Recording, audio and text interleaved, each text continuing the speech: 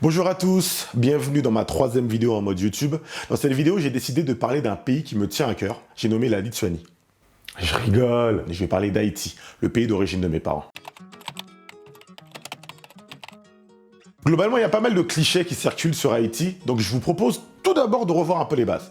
Déjà, ça veut dire quoi Haïti? C'est un mot qui vient de l'indien des Taïnos, qui étaient les habitants de l'île avant l'arrivée des Noirs, et Haïti, écrit comme ça veut dire terre montagneuse, comme vous pouvez le voir sur cette photo et sur cette photo ici, quelque part. Il va se débrouiller au montage. Je vais faire un petit point géographie pour commencer. C'est pas que je vous fais pas confiance, mais j'ai entendu pas mal d'erreurs. Donc, où est situé Haïti? C'est une île des Antilles, située en Amérique centrale, dans la mer des Caraïbes, qu'on appelle parfois West Indies. À ne pas confondre avec Tahiti, qui est une île française située dans l'océan Pacifique, dont les clichés retiennent globalement ça. Aujourd'hui, Haïti partage son île avec un pays voisin, la République dominicaine, et c'est sur cette île où Christophe Colomb a débarqué le 6 décembre 1492. Ah là là là là, 1492. Ça, c'est la date que je pense qu'on a plus retenue de l'école. Avec 1515, Marignan aussi. 1492, la découverte de l'Amérique par le grand Christophe Colomb. Sauf que j'ai plus 14 ans. Je suis plus demi-pensionnaire en 4e D au collège Georges Brassens. Quand tu vas quelque part, qu'il y a déjà quelqu'un et que tu t'installes de force, ça s'appelle pas vraiment une découverte. Mais peut-être que je me trompe, Je vais tenter de répondre à une question qu'on m'a souvent posée. Pourquoi Haïti et la République dominicaine, qui forment la même île, sont-ils si différents? C'est vrai, d'un côté t'as un pays noir, de l'autre côté t'as un pays latino. D'un côté t'as un pays qui parle espagnol, de l'autre côté il parle créole et français. D'un côté c'est pauvre, de l'autre côté s'en sort mieux. Pour comprendre ça, en fait, faut pas oublier que le voyage de Christophe Colomb a été financé par des monarques espagnols, Isabelle de Castille et Ferdinand d'Aragon. Là, je sais ce que vous dites. Ouais, on est d'accord, il a changé le prof d'histoire. Donc, tout ce que ce bon vieux Christophe allait trouver pendant son voyage allait devenir espagnol. C'est comme ça que l'île d'Haïti est devenue Hispaniola, la petite Espagne. Pour ceux qui ont un niveau espagnol Ricky Martin, je préfère préciser. Pendant plusieurs années, l'Espagne va s'installer chez Hispaniola en envoyant des mecs grave sympas, genre Hernán Cortés. Rien à voir avec les baskets. Non, lui c'était un conquistador, qui comme son nom l'indique est venu conquérir. Et globalement il faisait bien son taf, puisque les Indiens Taïnos ont très vite disparu. En tout cas, une chose est sûre, c'est que l'île d'Hispaniola est très rentable pour l'Espagne. On y fait du cuir, des légumes, du tabac. Et qui dit moula, dit la France pas très loin. À cette époque-là, l'Espagne et la France sont en business, et façon un peu Lannister, Stark. Et en 1665, le roi de France de l'époque, Louis XIV, négocie avec l'Espagne pour avoir une partie de l'île. Et c'est là que l'île est découpée en deux. Une partie appartiendra à la France, qui s'appellera plus tard Haïti, et une partie appartiendra à l'Espagne, qui s'appellera plus tard la République dominicaine. Et c'est de là que les deux parties de l'île vont suivre des trajectoires différentes. La France va donc pleinement exploiter sa nouvelle colonie afin d'en tirer un max de profit. Seul problème, c'est que l'île à l'ouest est quasiment déserte. En effet, la plupart des Indiens sont morts.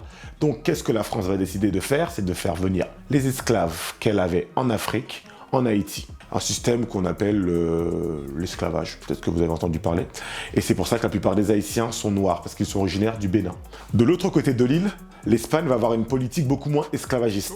Les Dominicains sont en fait les descendants des colons passés et des restes de Taïnos qui y étaient. On est donc autour des années 1700 et une bonne partie du continent africain et des îles caribéennes de la Martinique, de la Guadeloupe, Haïti sont soumis à l'esclavage. Et parmi toutes ces possessions françaises, il y a une île qui est plus rentable encore que les autres, et cette île c'est Haïti, qui va permettre à la France de renforcer sa richesse parmi les pays européens. Haïti était tellement rentable à l'époque que la France a même décidé de l'appeler la perle des Antilles. Pour info, en 1697, il y avait environ 5000 esclaves en Haïti. 100 ans plus tard, ils étaient 500 000. La France est passée d'une petite TPE à une putain de multinationale de l'esclavage.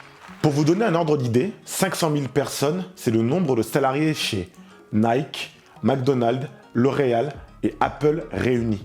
Wow. 500 000 personnes qui bossent gratis pour toi, ça aide à construire un empire. Hein. En 1789, il se passe un truc intéressant en France, la Révolution, qui va emmener beaucoup d'avancées pour le peuple français, mais également pour ses colonies. Puisqu'en 1792, sous l'impulsion des citoyens de couleur, la France va décider d'abolir l'esclavage. Pause. Là, on pourrait se dire, et ils vécurent heureux et eurent beaucoup d'enfants. mais pas vraiment. L'abolition de l'esclavage, ça ne veut pas dire qu'on arrête d'exploiter les ressources et les gens. Mais Haïti va profiter de cette accalmie pour se structurer sous l'égide de Toussaint Louverture. Par contre, la France n'a pas envie de perdre cette île si précieuse, donc des combats éclatent entre la France et les anciens esclaves qui veulent devenir indépendants. En France, après la Révolution, la situation n'est pas extraordinaire. Donc un homme prend le pouvoir, Napoléon Bonaparte. Alors, si jamais je devais faire un classement des plus gros tarbas de l'histoire, je pense que ça donnerait ça. Troisième, Gargamel. Il m'a toujours fait un peu peur. Deuxième, Voldemort. Et première position ex aequo, franchement, Palpatine Bonaparte. Parce que Bonaparte, en 1802, il a rétabli l'esclavage. Je ne sais pas si vous avez bien compris, mais il a rétabli l'esclavage. C'est-à-dire que le mec, un jour, il a dû se réveiller, empereur, bon, déjà, il y a un truc qui va pas, et se dire que la France, c'était pas mieux avant. Donc, il envoie des troupes pour remettre en place le système. Il commence par la Guadeloupe et reprend l'île de force et remet le peuple noir en esclavage. Mais en arrivant en Haïti, il tombe sur un peuple organisé, nombreux et mené par un nouvel homme, Jean-Jacques Dessalines. Jean-Jacques Dessalines et les troupes françaises s'opposent. Dessalines résiste aux assauts français et les troupes de Napoléon sont obligées de capituler. C'est officiel, Haïti ne retournera pas en esclavage.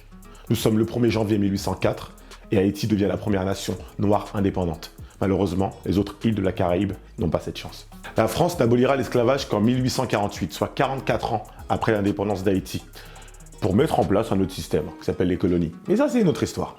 J'espère que cette vidéo vous a plu. Moi, j'ai pris beaucoup de plaisir à l'écrire. J'en écris encore 2 autres sur la thématique d'Haïti, sur l'Haïti un peu plus contemporain. Donc, si jamais vous avez aimé, n'hésitez pas à liker, à vous abonner, à partager autour de vous. En tout cas, merci de me suivre et puis à très bientôt.